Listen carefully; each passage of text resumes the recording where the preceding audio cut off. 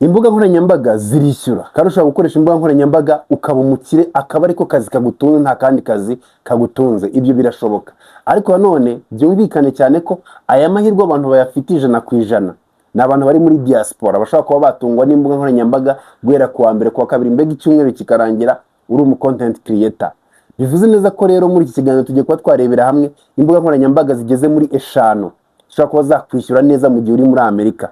Bivuze ko nimba uri mu diaspora muri Amerika, wegere hino kugira ngo wumve neza uburyo izi mbuga nkoranyambaga zishobora kuba zakwishyura. Twebwe no muri Afurika ntabwo zitwishyura, sometimes nyine ikiganiro nigeze kugikora, ariko ubu ngubu nagukoreye imbuga nkoranyambaga 5 zishyura muri Amerika, nk'igihe nkubwire n'uburyo zishyuramo kugira ngo next time uzamenye neza aho uri buze kuba wabariza cyangwa se umenye uburyo uri buze kuba wabitwaramo. Niba uri muri Amerika rero ubane nanjye umenye uburyo wabyaza umusaruro izo mbuga nkoranyambaga wirirwaho, we guta umwanya kandi mu by'ukuri ushobora kubikora bi professional bikakubyarira umusaruro. Tudatsinze rero reka duhere ku rubuga rwa mbere. Urubuga rwa mbere buriya rero abantu benshi batamenye kandi mu by'ukuri rubyara amafaranga menshi, ni urubuga rwa TikTok.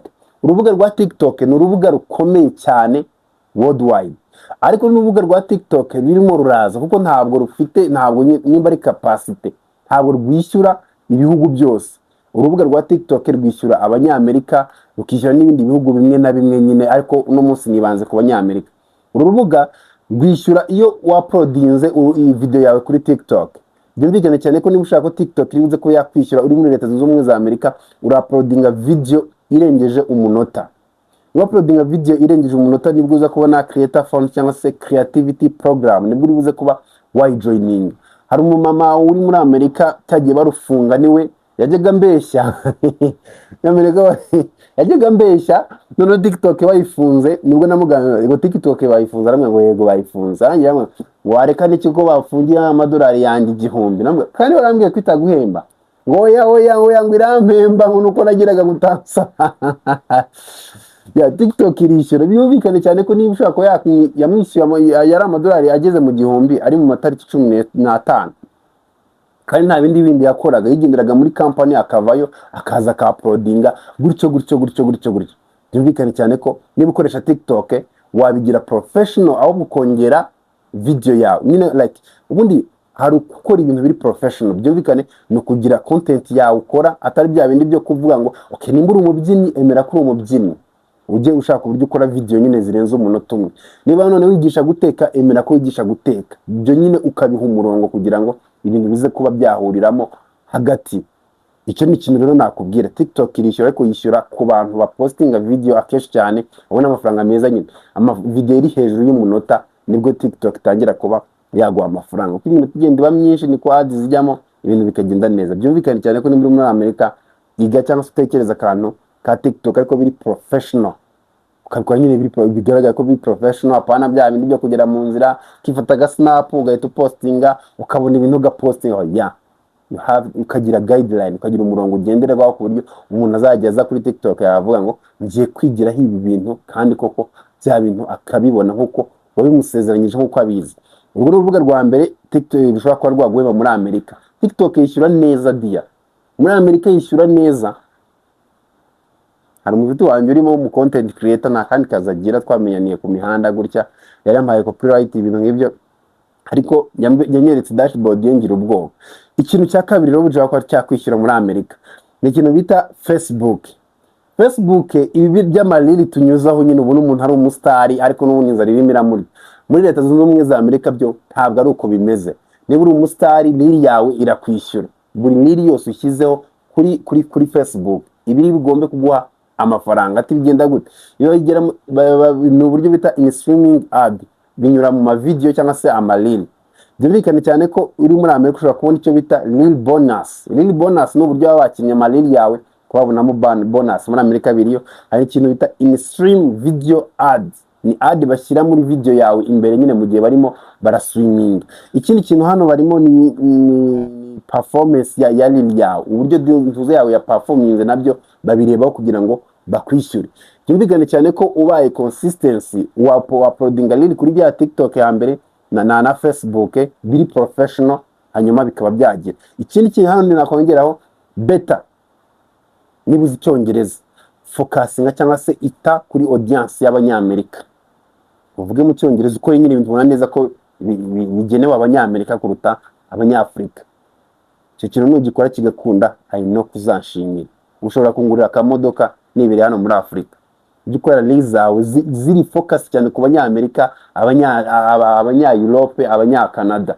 Ukajya focusinga content yawe ku banyafurika, kuko abanyafurika bo ntabwo bikunda kuba byagenda neza kabisa. Ujye ukora stuff zawe mu cyongereza, cyangwa se none ushaka uburyo ariko bibe focus cyane ku banyamerika kuruta uko ari abanyafurika. Icyo ni ikintu cya gatatu gihemba. Facebook nayo irahemba. Wakoze rero ushyira kuri Facebook, Instagram na ntuze na TikTok n'eshatu, even na YouTube wayishyiraho. Mbega rero imwe ijya hose, urayikora ukaexportinga ukagenda uyishyira hose. Cyambere nuko aba ari original, nta bindi bindi. Ibyo nibyo bintu bukeneye kumenya. Ikindi rero cya gatatu cyishyura muri Amerika ni urubuga bita Instagram. Urubuga bita Instagram narwo ubwarwo rurishyura ku ma bonus n'ama subscription. Rero iyo wakoze Instagram nanone ikagira reel, nabo bahita bakwishyura icyo bita reel play bonus, bigendaniye n'uburyo reel yawe nyine yagiye.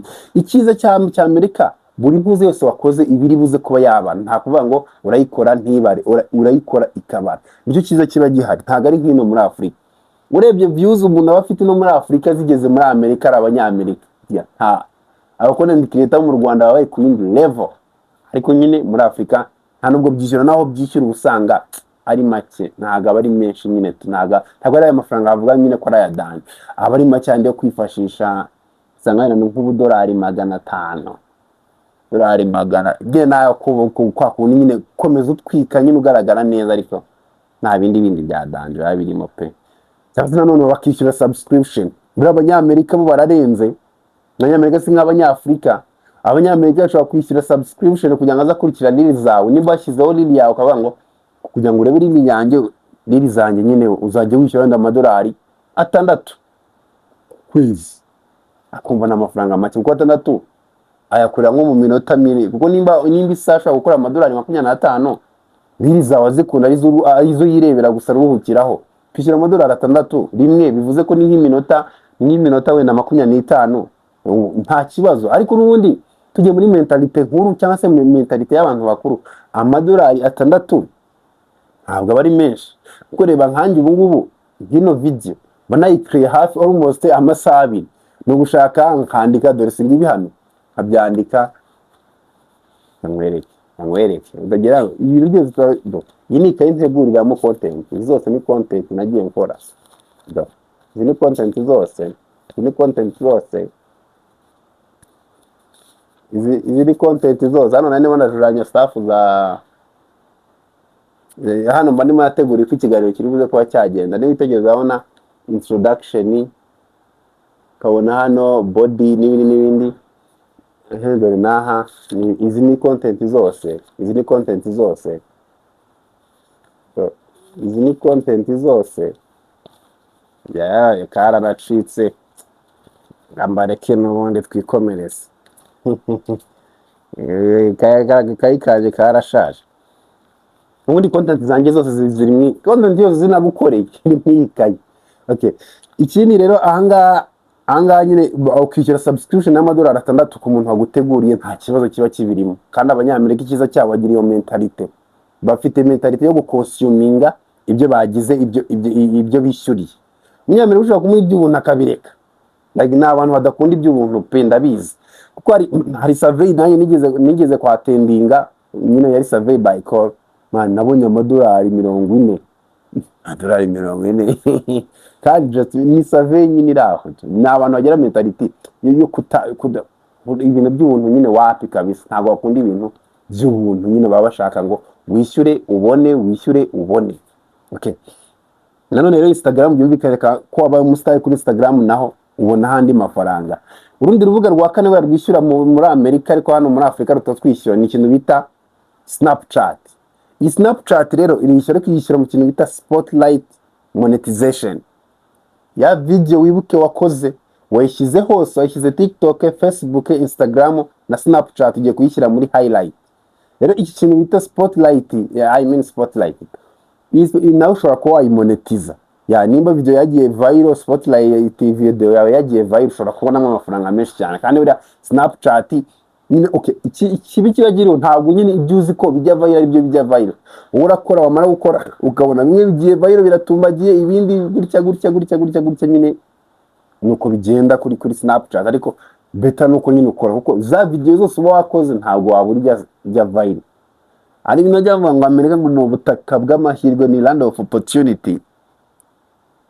Okay, nyine okay, gikoze cyane nyine haba, kuko ibintu cyose kiba uba wakimonetiza, icyo kiza kiba gihari, abantu hariyo babifashemo. Yaguza nyine mamuna content creation uburyo ibimeze, ubyirinzemo ukavuga ngo nzajya va mu rugo mbikore gutya, umve mu kazi narushye, wenda ukora akantu k'umunota umwe, ugasetinga nyine studio yawe imeze fresh cyane, kaza ugakora akantu k'umunota umwe, ukikomereza ukiryamira, mbega nyine ariko ufite content nyine ifite akantu ka danje nyine. Bibikane cyane ko we ureba muri za content zawe uzi neza, hanyuma kabikora nyine, kandi nyine binabyara umusaruro wa danje.